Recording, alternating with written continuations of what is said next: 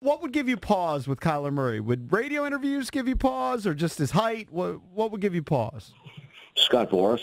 Scott Boras. Right. So let's start there. No one wants to deal with him. I did deal with the guy one time. It's interesting. Oh, really? Yeah. But, no, you're going to have to research, and I haven't done it yet. It's one of my things to do. I've watched him on tape, but, try to get an opinion from baseball on what they think. And what you don't want to be doing is taking a guy in the first round. It's obvious that you can't sign. So that's going to have to be the commitment you get from Boras there, that, you're going to sign the guy, and can you trust him? And that's going to be really the issue. So if you can't get it, you're just going to pass. Mm-hmm. And normally the player is supposed to be in charge. Rarely is the player in charge. So my dealings with Boras was interesting. There's a player called Chad Hutchison, who ended up signing with the Cowboys. Yep. And he was a baseball player at Stanford. And again, he was a minor leaguer. He couldn't play baseball. So we looked into it. And you could see that what Boras's concept was, forget the market. There is no market. I'm the market, and I'll decide how we're going to pay this guy. He eventually signed with the Cowboys, and because there was a rookie rules and rookie pool, which was much more flexible then than it is now. Now there is no flexibility in this thing. So I mean, this is what you're going to get, and that's it. Nothing else we can do. So. But he's going to operate in his own world, I'm sure. He's playing leverage on things. But at some point, people are going to get sick of the games. Yeah. You're going to play football, you're not going to play football. That's it. Right. So, Well, he's got to make a decision pretty quick. I mean, you got pro days coming up if you're going to go towards the NFL, and you got the combine, which he probably wouldn't go to anyway. But he's got to make a decision here soon. He's got to report to the A's in like 2 weeks. right, but he hasn't signed a contract with baseball.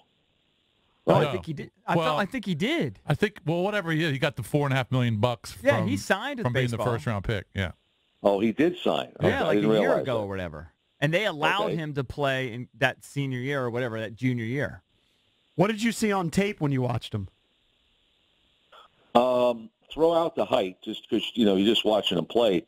Very good player, instinctive, can make all the throws with his arm. Obviously, he has great running ability, but when he gets outside, he still looks downfield to make the throws. I thought the instincts were good, the arm was good. In the games I watched, I thought he forced some balls and he wasn't as accurate as you'd like. But I thought those things were kind of correctable a little bit because of technique and just decision making. But I mean, he looked like a darn good player. Now, again, you're going to have to operate out of the shotgun. You're going to have to run a system that is not going to probably put him behind center an awful lot. But Russell Wilson can't see from the pocket anyway. I've watched him from the end zone. He can't see. He finds openings or he scrambles. Right. So this guy's probably going to be the same way. But I wouldn't bet against him is what I'm saying as a player. Charlie, I know it's early, but the Redskins sit at 15. Do you think that they're going to be able to just stand pat and have him fall to 15, or will they have to make a play to move up to try to grab him, if that's the guy they want? Boy, I don't know. It's too early to tell because you have a lot of factors there. You're sitting there with the Giants, who I believe are at 6, and they need a quarterback. Jacksonville's at 7. Denver, I think, might be at 10. Then there's a couple of people. I don't have the list for me.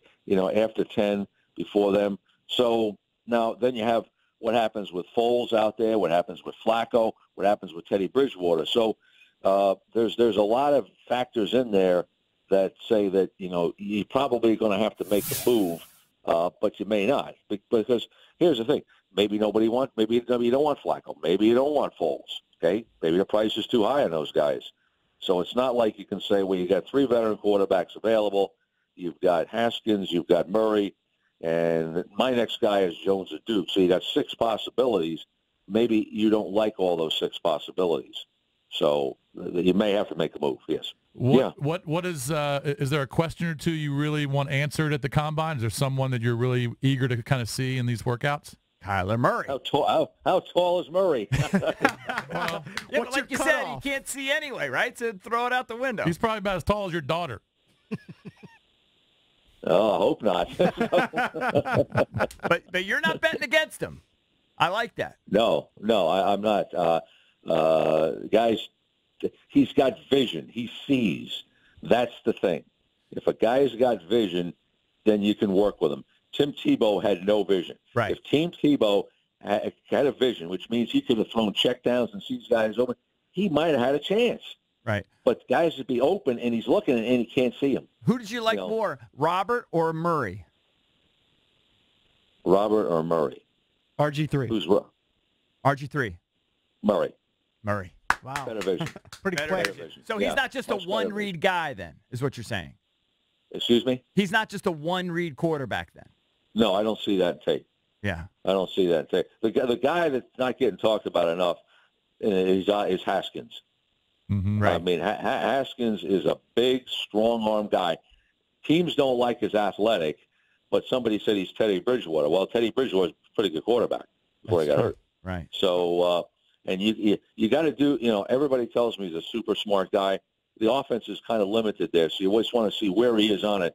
But my bet,